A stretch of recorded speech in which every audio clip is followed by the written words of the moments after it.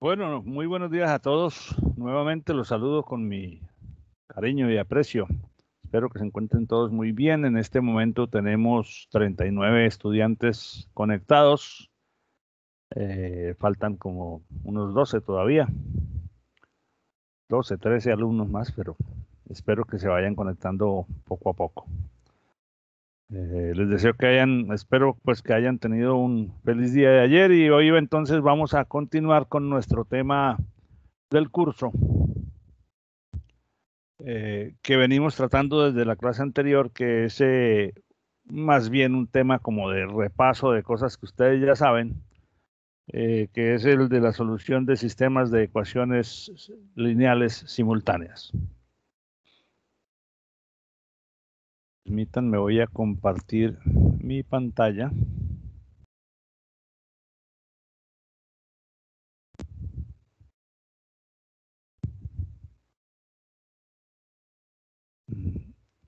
Y voy a empezar a presentar las láminas para el día de hoy. Bien, en este tema de las ecuaciones algebraicas lineales,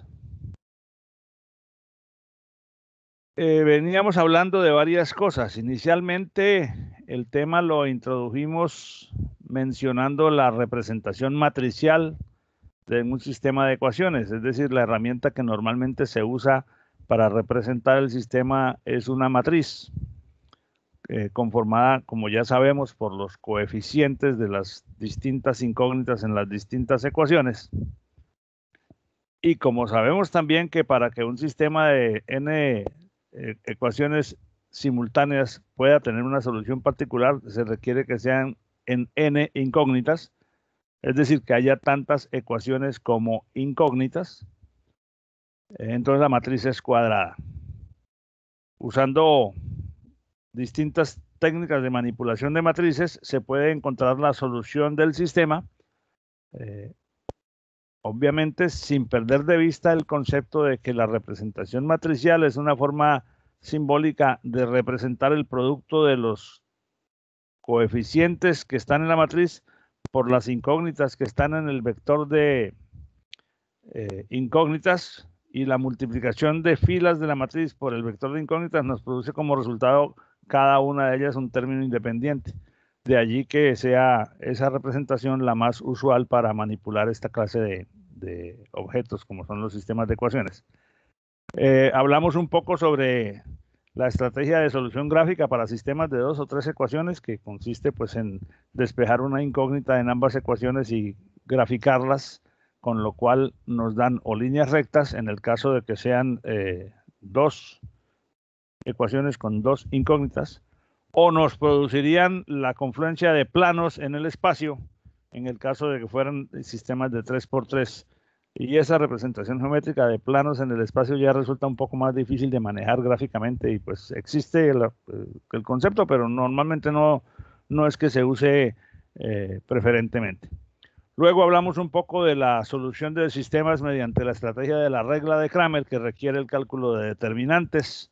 Primero el determinante de la matriz del sistema, y el cálculo de cada incógnita se hace mediante un cociente entre dos determinantes, donde en el numerador de ese cociente pues está el determinante del sistema al que se le ha reemplazado la columna correspondiente a la incógnita que vamos a resolver por el vector de términos independientes.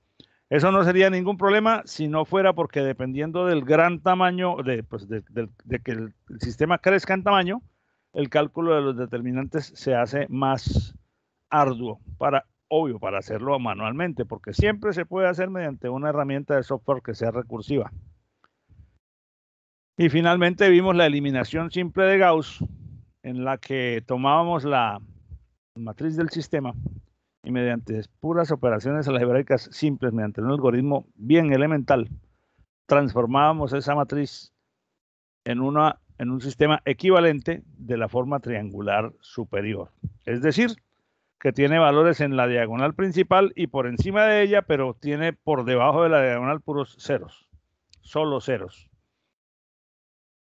Eso nos permitía abordar la solución, porque al tener el sistema en la forma triangular superior, Quiere decir que en la última ecuación el único coeficiente que existe es el de la diagonal principal, es decir, el de la posición NN de la matriz, última fila, última columna, y eso igualado a un término independiente nos permitiría despejar de ahí la última incógnita, darle un valor específico numérico al dividir el término independiente entre el coeficiente que esté en esa posición NN de la matriz, y eso nos daría el valor numérico, la solución de la última incógnita.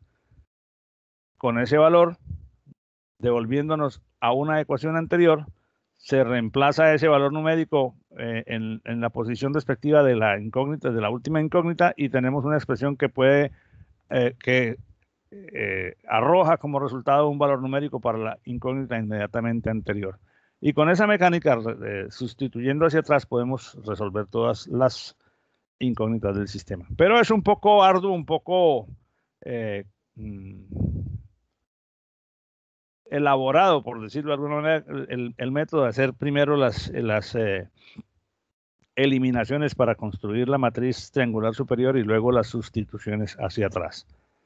Nuevamente, si se trata de ver la complejidad del método, pues la complejidad es extremadamente baja, porque las operaciones más complejas que se hacen son sumas y restas o multiplicaciones, pero pues hacerlo manualmente puede ser tedioso, por lo cual estos algoritmos no se recomiendan en ningún caso para hacerlos manualmente.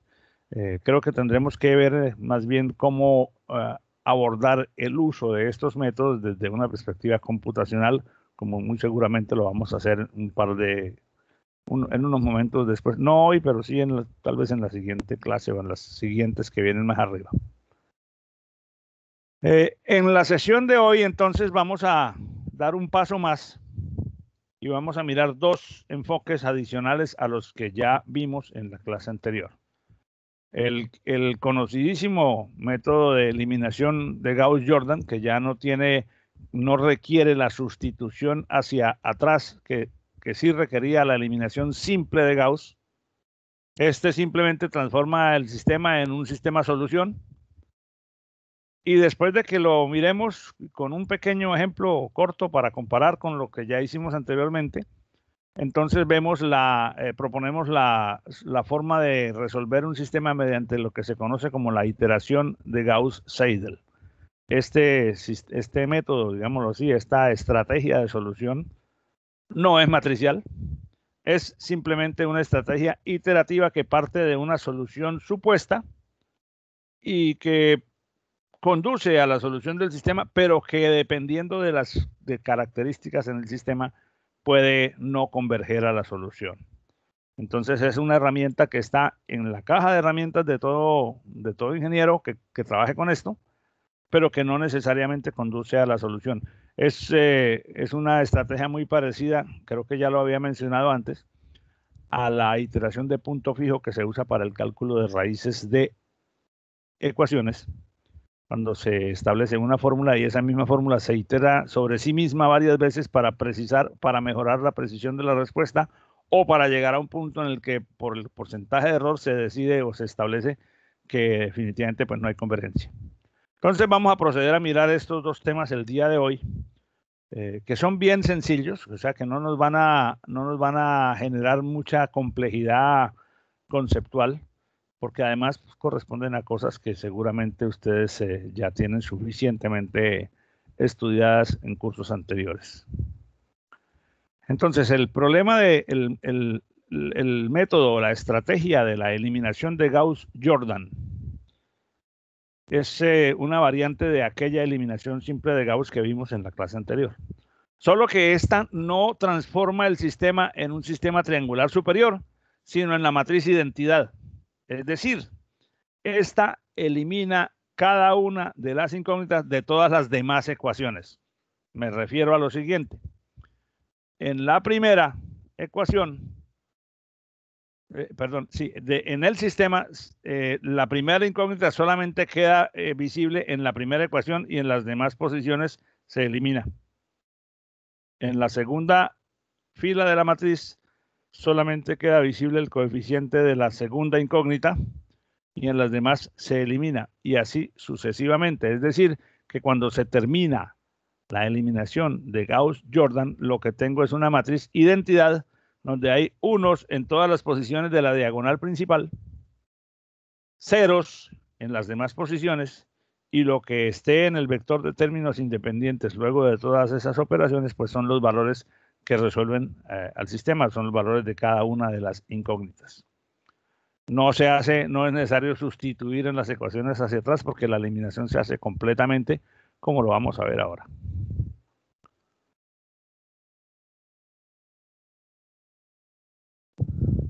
Entonces, si yo tengo un sistema como este, en donde tengo n ecuaciones con n incógnitas y que tienen cada una su propio término independiente.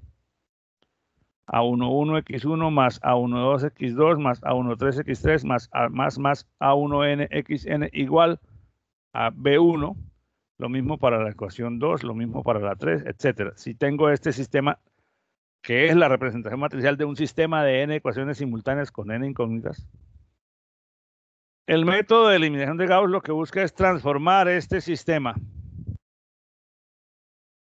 en otro que es equivalente, porque representa el mismo sistema de ecuaciones, pero que tiene esta forma.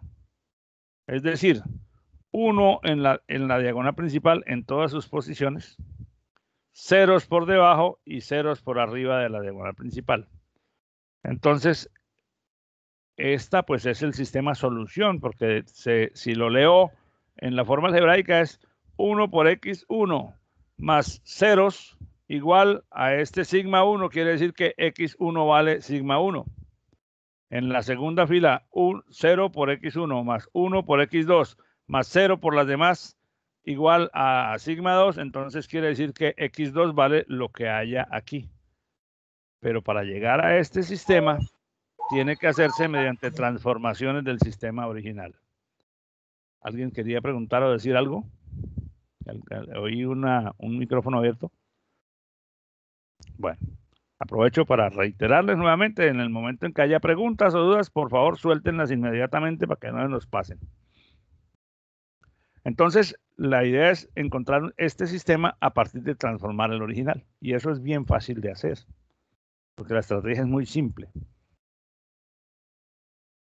Hay algunas cosas que hay que tener en cuenta, porque, por ejemplo, bueno, ahora miramos en el ejercicio, pero, por ejemplo, si yo tengo un 0 aquí, o sea, tengo que tratar de acomodar el sistema, de cambiar el orden de las ecuaciones para garantizar que durante el proceso no me vaya a ocurrir una división entre 0. ¿Cómo lo vamos a ver a continuación? Lo vamos a hacer con un ejemplo que resulta es el mismo ejemplo que hemos tomado como referencia, que resulta como muy fácil de entender. Entonces, nuestro sistema de 3 ecuaciones con 3 incógnitas. Uso uno de 3 por 3 simplemente para disminuir el número de cálculos, pero podríamos dar uno de 10 por 10 y nos gastamos más tiempo. Entonces, este sistema estaría representado de esta manera. 3x1 menos 0,1x2 menos 0,2x3 igual a 785. Y así sucesivamente, 0,1x1 más 7x2 menos 0,3x3 igual a menos 19,3, etc. Entonces, esta es nuestra matriz de coeficientes y este es nuestro vector de términos independientes.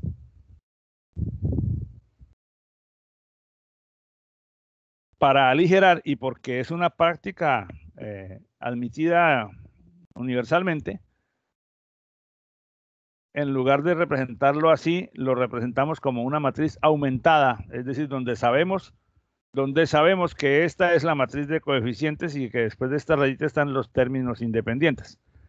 Cualquier operación que yo aplique sobre los términos de la ecuación la tengo que aplicar sobre todos los términos, incluido el término independiente, para que la ecuación no se altere, como ya sabemos. O sea, si yo decido multiplicar esto por 5, pues multiplico todos los miembros de la ecuación por 5 y obtengo unos valores distintos, pero que representan la misma ecuación.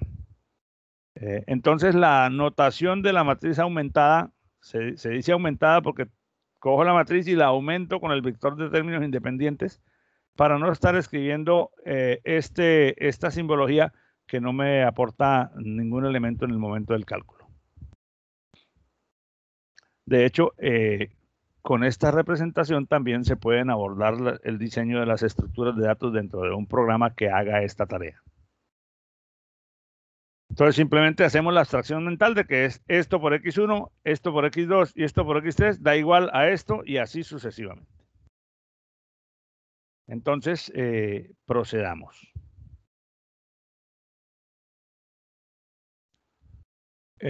Este proceso siempre tiene una estructura. Estamos en la fila I, entonces lo primero que hay que hacer es normalizar la fila I y eliminar la incógnita I de todas las demás filas.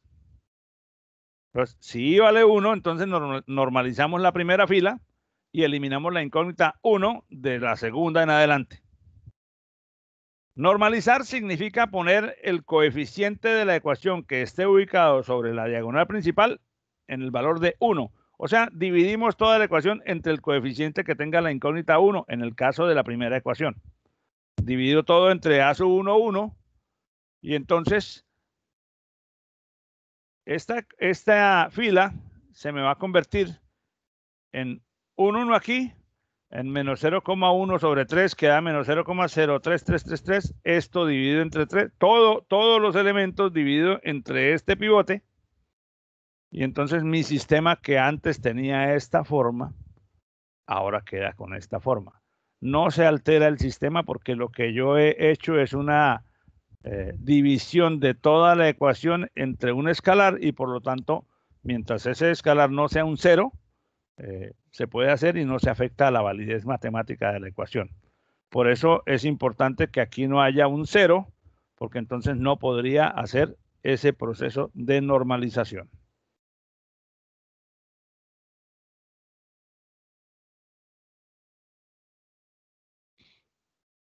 Bien, entonces ya hice la primera normalización. No he afectado para nada el sistema. De hecho, el sistema no se afecta. Es posible que haya afectaciones cuando al hacer esta clase de operaciones, como la que acabo de hacer, dividir entre 3, me aparecen cantidades con cifras decimales infinitas y obviamente me veo en la necesidad de recortar en alguna parte. Porque al recortar en alguna parte, entonces introduzco un error de truncamiento. Entonces, porque esto es 0,0, esto es el valor numérico real es menos 0,0333333333333, todos infinitos treces. Entonces, si yo recorté a partir de aquí, tengo 1, 2, 3, 4, 5, 6, 7 cifras de fracción. Si de la octava en adelante recorto, introduzco un error, porque estoy usando un valor que no es exactamente el valor que debería.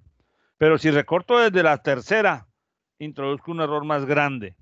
Entonces hay que tener cuidado con eso y la forma de lograr el menor impacto de esos errores es utilizar, cuando se está haciendo el programa de computador para aplicar el método, utilizar variables que tengan la precisión doble o la más amplia precisión, depende del tipo de lenguaje que estén usando, tipo float o doble float, depende de si es en C o si es en Pascal o en Python o en cualquier lenguaje que ustedes conozcan. Definitivamente ese es digamos, la debilidad de esta metodología, la precisión que se pierde al recortar cifras. Pero bueno, apenas hicimos la primera, entonces ahora vamos a eliminar la primera incógnita de la segunda y de la tercera ecuación. Como aquí tengo un 1, porque al normalizar el elemento de la diagonal, que es el que me interesa, queda valiendo 1. Eliminar la incógnita 1 de la segunda, tercera y de las demás ecuaciones en general, para que si el sistema fuera más grande, es trivial, porque entonces a la segunda fila le resto la primera fila multiplicada por este valor, por A2, 1. O sea, si yo cojo la primera fila, la multiplico por este valor y a la segunda le resto la primera, aquí me va a quedar un 0, obviamente. Entonces, ahora, si a la tercera fila le resto la primera fila multiplicada por este valor, Entonces aquí también me va a quedar un 0. Pero es una operación bien trivial porque desde que yo tenga un 1, entonces a esta fila le resto la número 1 por A2, 1. Y a la tercera fila le resto la 1 multiplicada por A3, 1, como lo dice aquí. Y el sistema entonces me va a quedar de esta forma. Obviamente la resta se hace término a término, miembro a miembro, y se van afectando los demás coeficientes como es razonable pensarlo. Pero ya tengo aquí entonces la primera incógnita eliminada en la segunda y en la tercera ecuación.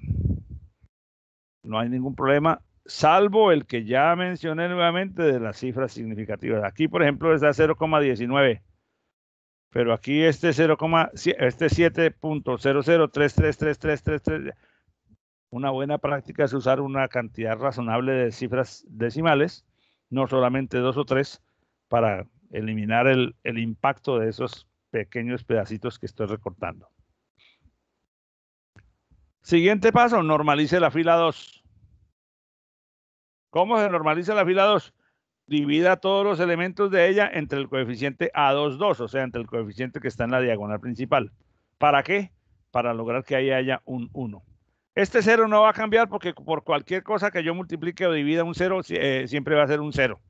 Siempre que el factor no sea otro 0, porque si 0 entre 0 no se puede. Pero multiplicar esto por un número distinto a 0 o dividirlo por un número distinto a 0 va a ser 0. Entonces, al dividir toda la fila entre este coeficiente, pues voy a obtener un 1 allí y voy a obtener pues una variación en los demás elementos de ella, lo que resulte de dividir lo que había, 0 menos 0,29 entre 7. Entonces ya tengo normalizada la segunda ecuación y puedo proceder al paso que la lógica nos indica, que es eliminar, poner un 0 en esta posición y luego poner un 0 en esta posición. ¿Cómo se logra eso? Con la misma estrategia que hicimos el paso anterior. Porque entonces a la primera fila, ahora como estoy eliminando la segunda incógnita de la primera y de la tercera ecuaciones, entonces en la primera le resto a todos los miembros de la primera, le resto los correspondientes de la segunda multiplicados por este valor.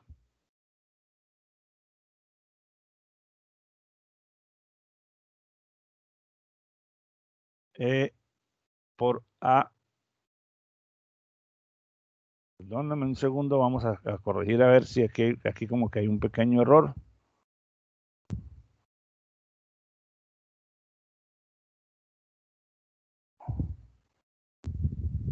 No, está bien.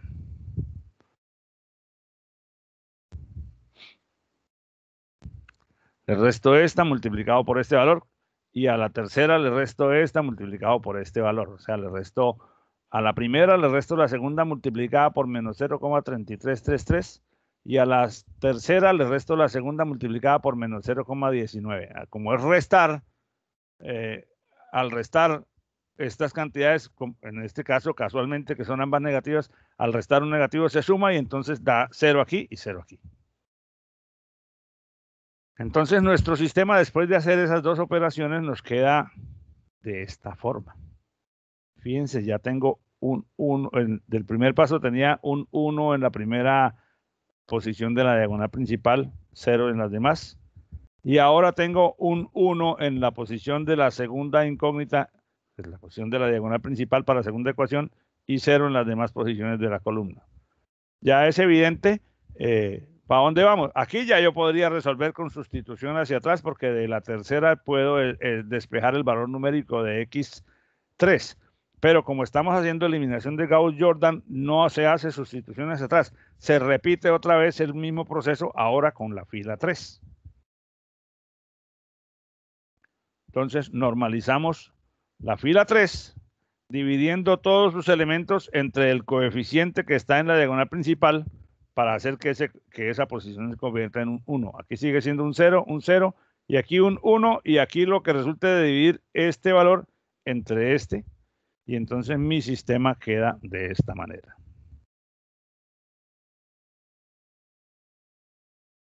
¿Qué nos resta? Poner mediante una eliminación multiplicando filas entre sí, poner un 0 en la posición de la fila 1, columna 3, y poner también un 0, o sea, convertir en 0 la posición de la fila 1, columna 3, y convertir en 0 la posición de la fila 2, columna 3. Es decir, hacer un proceso de eliminación con las multiplicaciones sucesivas, pues con la resta entre filas, multiplicando la que se resta por el coeficiente apropiado. En este caso, a la fila 1 le restamos la 3 multiplicada por A1, 3. O sea, a la fila 1 le restamos la tercera fila, pero previamente multiplicándola por este valor para que al hacer la resta aquí me quede un 0. Y a la fila 2 le restamos también la tercera fila, pero esta vez multiplicándola por este valor, menos 0,04188, para que al hacer la resta lo que quede aquí sea un 0.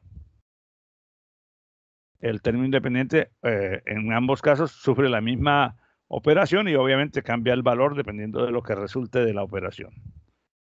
Pero al hacer esa eliminación, entonces mi sistema me queda de esta manera. Y entonces ya puedo decir que tengo la solución. X1 vale 3, X2 vale menos 2,5. Aquí aparece una 10 milésima, una 100 milésima. Y X3 vale 7. Y aquí aparecen estos valores que aparecen aquí. Si uno hace la solución algebraica usando números quebrados, seguramente le da 3 menos 2,5 y 7. Estas imprecisiones en cifras decimales obedecen al transporte de errores entre una operación y otra. Pero como ven, la estrategia es muy sencilla porque simplemente el normalice la fila I, elimine la incógnita I de todas las filas distintas a la fila I, y luego normalice la siguiente fila y elimine la incógnita siguiente de las demás ecuaciones, y así hasta que acabe con todas las filas. Con 3×3, pues es un proceso demasiado, o no demasiado, un proceso relativamente corto, pero funciona exactamente igual si tienes 10×10 o 100%, solo que hay que hacer más iteraciones.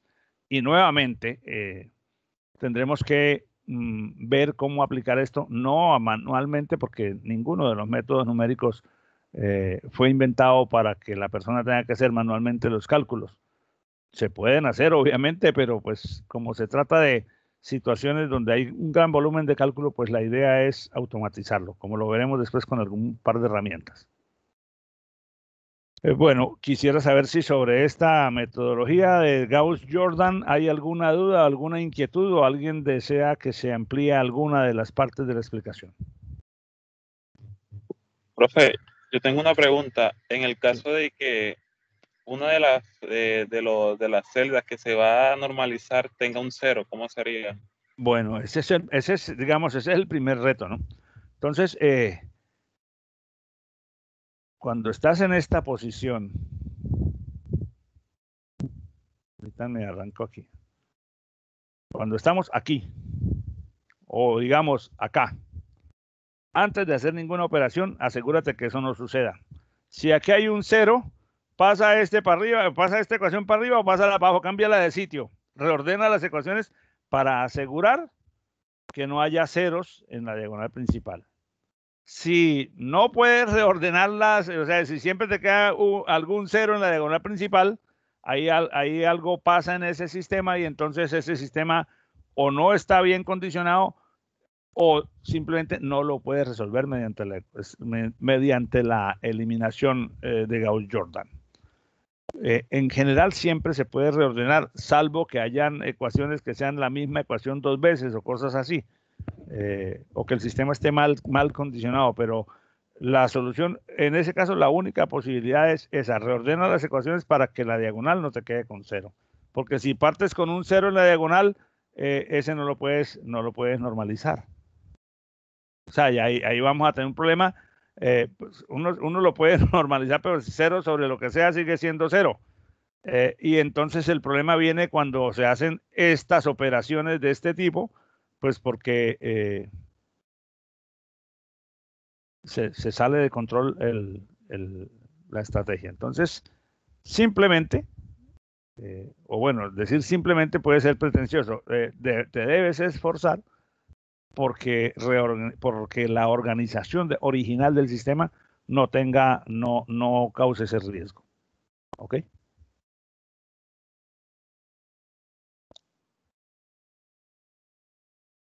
No hay otra manera de abordarlo. O sea, simplemente si tienes ceros en la diagonal y al reordenar se siguen quedando algún cero en la diagonal, ni te metas con Gauss-Jordan porque va a llegar un momento en que fracasa.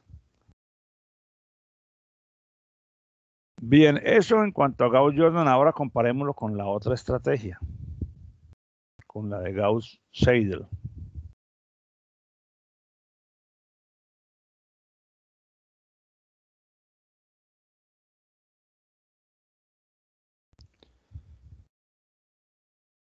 Esta es una alternativa diferente. Es decir, esta no es una alternativa matricial. Esta es más bien una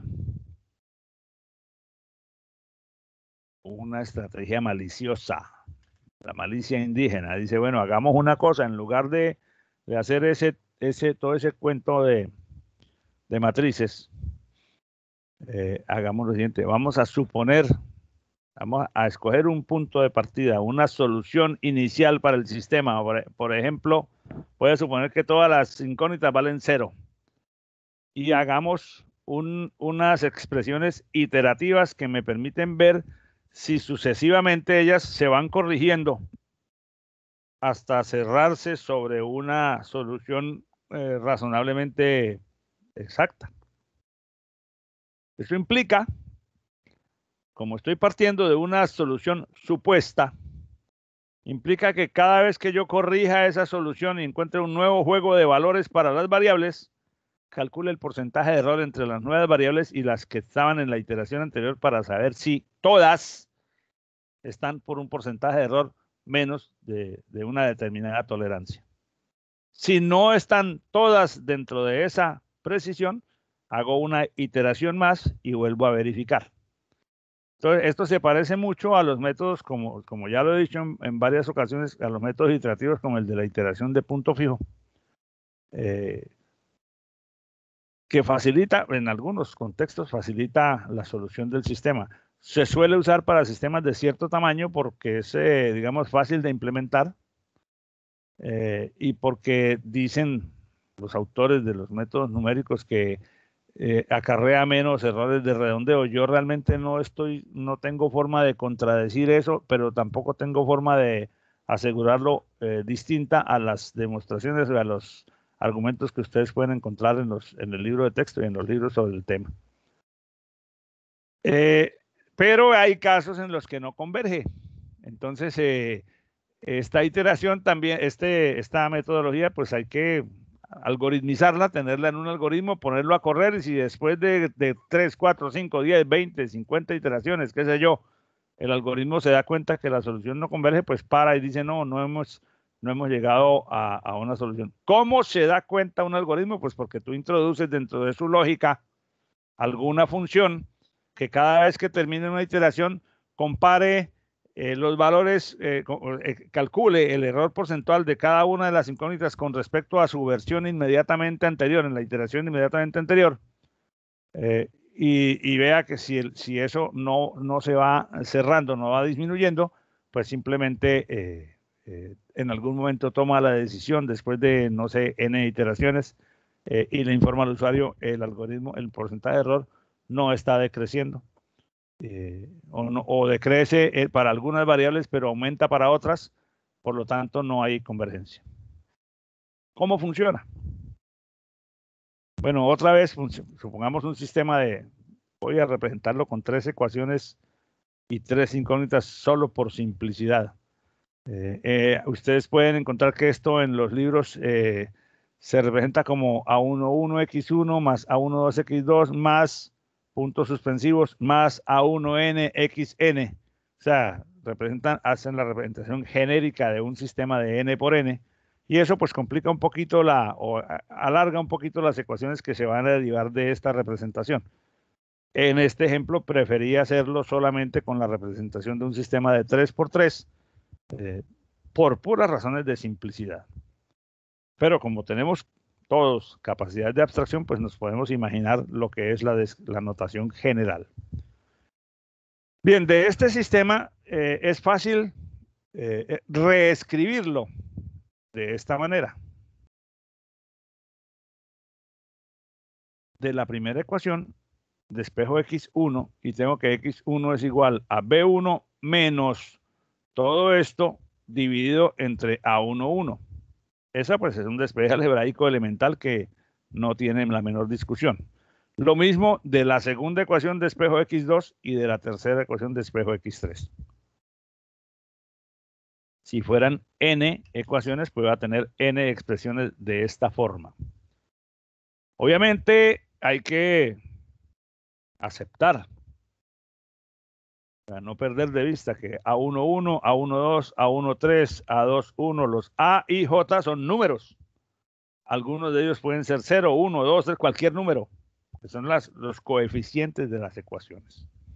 Igual los términos B1, B2 y B3, que son los términos independientes. Entonces la ecuación 1 se me convirtió en esto, o la tengo escrita de esta manera, la 2 de esta manera y la 3 de esta manera. Vuelve a suceder lo que tú me has preguntado hace un momento, viejo, porque es que esto se puede hacer si no hay ceros en la diagonal principal. De lo contrario, te quedaría un 0 aquí. Donde esté un 0 en la diagonal principal, cualquiera de estas tres ecuaciones se hace indeterminada.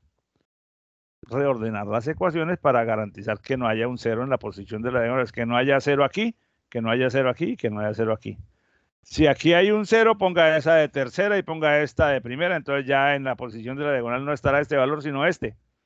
Ahora, si hay dos ecuaciones que tienen 0 en la misma incógnita, vamos a tener un problema con ese sistema porque está mal condicionado, que no tenemos toda la información. Bueno, ya son situaciones que se derivan de la propia forma del sistema. No lo podemos controlar. Es decir, a nosotros nos dan las ecuaciones y pues sobre las ecuaciones que recibamos o que construyamos, tenemos que hacer el análisis. Bien, suponiendo que ya pude reescribir el sistema en esta forma, ¿alguien quería decir algo? Perdón. No, sí, disculpa, yo le iba a preguntar de qué era lo que cuando estaba en 0, o si algún elemento de eso estaba en 0, no se podía realizar, pero ya después leí que era la diagonal principal. Sí, porque es que mira, si tú despejas x1 para dejar x1 a un lado y pasas todo al lado derecho del igual, pues este a11 tiene que pasar a dividir, ¿cierto? Aquí. Entonces, si ese coeficiente vale 0, primero no hay x1 en la primera ecuación, no puedo despejar x1 de ahí, ¿cierto? Entonces, algebraicamente yo lo podría representar así, pero si este coeficiente vale 0, pues aquí hay una expresión indeterminada. Lo resolvemos reordenando las ecuaciones para garantizar que en esta posición, en esta y en esta, haya números que no sean 0. Entonces, la única alternativa ahí es cambiar las ecuaciones de posición para que el sistema se pueda representar de una forma cómoda. Cambiar las ecuaciones de posición no afecta para nada el sistema, no tiene ningún impacto sobre la consistencia del sistema, pero sí nos ayuda. Bueno, entonces después de que tengo las tres ecuaciones escritas de esta manera, entonces fíjense que la solución es una solución como aventurada, ¿no? Y bueno, entonces vamos a suponer que todas las incógnitas valieran 0. Valor inicial supuesto, como cuando yo escojo en la iteración de punto fijo o en Newton-Raphson un X inicial arbitrario. Aquí pues tengo valores arbitrarios para las tres incógnitas del sistema o para las n en caso de que fuera un sistema más grande. Entonces, si yo sustituyo estos valores en esta primera ecuación, recuerda, esta ecuación x1 es esta que teníamos aquí, ¿no? O sea, esta. Ahora vamos a referirnos a estas tres. Entonces, primero hago la suposición de una solución inicial. Típicamente asumo que todas valen 0. Reemplazo en la ecuación 1 que tiene esta forma y entonces si yo supongo que x2 vale 0 y x3 vale 0, el primer valor para x1 me daría b1 sobre a11. ¿Por qué? Porque lo demás que está restando aquí arriba es 0. ¿Ok? Ahora, en este momento, ya no hago más esta suposición porque ya tengo un nuevo valor de X1. Entonces, ahora mis incógnitas valen lo que valga X1 aquí y todavía conservo la suposición de X2 vale 0 y de X3 vale 0 porque a ellos no les he dado valores todavía. Pero entonces, ¿qué hago? Con este valor, con este de X2 y con este de X3, sustituyo en la ecuación 2. La ecuación 2 era el despeje de X2 y entonces en donde va X1 pongo este valor. X3 todavía lo estoy suponiendo en 0, entonces por lo tanto X2 me da este resultado. Fíjense que tanto en este recuadro de X1 como en este de X2, todos los elementos que están en el lado derecho del igual son números, o sea que esto es una cantidad numérica. Ahí no hay ninguna incógnita ya. B2 es una cantidad, es un término independiente. A2, 1, A2, 2, A1, 1 son coeficientes de la matriz. Pero fíjate que entonces ahora ya tengo un valor para X1 numérico, un valor para X2 y mi X3 todavía sigue valiendo 0 en mi suposición inicial. Ahora, estos dos valores los sustituyo en la ecuación X3, en la ecuación 3, donde había despejado X3 del sistema original. Reemplazo estos valores en estas dos posiciones donde van, y entonces mi X3 tiene, algebraicamente se ve muy grande esta fracción, pero todo esto son números, o sea, todo esto es una cantidad numérica. Lo que valga B3 menos lo que salga de este producto, menos lo que salga de este producto, He terminado la primera iteración. Ahora tengo ya la suposición inicial de que todas valían 0, ya la descarto y ahora mi X1 vale lo que dio aquí, mi X2 vale lo que dio aquí y mi X3 vale lo que dio aquí. Ya tengo esos primeros valores. Todavía no tiene sentido que yo compare el porcentaje de error entre esto y esto, pues porque me va a dar siempre 100%, ya que este es un valor escogido, los iniciales los escogí al azar. Pero ahora con base en estos X1, X2 y X3, repito una iteración utilizando nuevamente estas tres ecuaciones, pero ahora con esos tres nuevos valores. Entonces, repito la iteración y encuentro un X1, X2 y X3 nuevos y cada uno de ellos los comparo con su homólogo anterior para extraer el porcentaje de error, el nuevo menos el anterior sobre el nuevo por 100. Entonces, en este ejemplo, el mismo ejemplo que teníamos hace un momento, ya sabemos que la solución nos da esto. Entonces, del sistema extraigo las tres ecuaciones. Ecuación 1, ecuación 2 y ecuación 3. Esto pues son estas mismas en las que despejé en cada caso una de las incógnitas. Vamos a suponer que X2 y X3 valen 0. Bueno, que las tres valen 0, pero como calculamos de una vez X1, pues ya no hacemos esa suposición. ¿De dónde salió esto? X1 es de aquí. Y entonces me da 785 más 0 sobre 3 me da 2,61. Ahora, este es mi nuevo X1. Con ese X1 y este X3, reemplazo en la ecuación 2 y tengo un nuevo valor para X2. Ya voy. Y ahora con este X2 y este X1 que acabo de sacar en la primera ecuación, reemplazo en la ecuación 3 y tengo un valor para X3. Entonces tengo este valor nuevo de X1, este valor nuevo de X2 y este valor nuevo de X3. Puedo hacer una siguiente iteración. Aquí la tengo entonces en la misma ecuación. Calculo X1 y me da 2,99 con la ecuación 2, reemplazando el X2 nuevo en su sitio. Calculo el nuevo X2 y con este X1 y X2 reemplazándolos en la tercera ecuación, obtengo el nuevo X3. Ahora, en esta iteración, X1, X2 y X3 tienen estos tres valores nuevos que al compararlos con X1, X2 y X3 de la iteración anterior, estos tres, entonces me dan errores del 0,31% para X1, de este porcentaje para X2 y de este porcentaje para X3.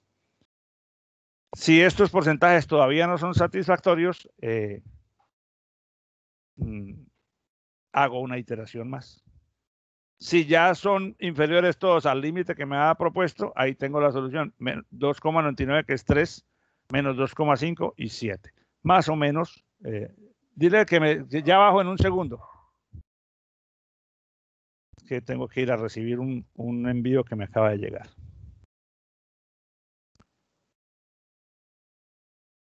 Entonces parecería ser, con solo 2 iteraciones, que el método es convergente. Bueno, porque ya sabíamos a qué solución tendríamos que llegar. Si no supiéramos la solución del sistema, tendríamos que hacer una iteración más y precisar y ver si los valores se acercan. O sea, si el error porcentual entre el nuevo y el anterior es menor que el que ya habíamos calculado. Y esa es toda la estrategia de Gauss-Seidel. Como pueden ver, ¿sí? O sea, la iteración que usted hizo fue, o sea, usted cuando la primera vez que asumió X1, X2 y X3 como cero, que ahí mismo iba hallando X1, Sí. O sea, iba hallando mientras reemplazaba, o sea, son los valores que están, me imagino que en la fila de valores iniciales supuestos 1, ¿verdad? Estos, claro, estos, sí, exactamente. Y luego lo que hizo... A partir de estos, con estos dos valores calculé el nuevo, con este valor y este calculé el X2 nuevo, y con estos dos valores de X1 y X2 nuevo calculé el X3 nuevo. Y luego para allá los de abajo, ¿cómo hizo? No, ahora, en esta ecuación, como en este valor intervienen X2 y X3, tomo estos dos. Como en esta ecuación intervienen X1 y X3, tomo este X1 y este X3. Y como en esta ecuación intervienen X1 y X2, ya tomo los dos nuevos que conozco. ¿Ok? Ok, sí, listo, bro. Bueno, debo terminar aquí en este momento para atender un asunto aquí casero. Nos vemos entonces en la clase del próximo viernes y hacemos más ejercicios. Muchas gracias. Bueno, que estén muy bien. Muchas gracias. Chao, profe.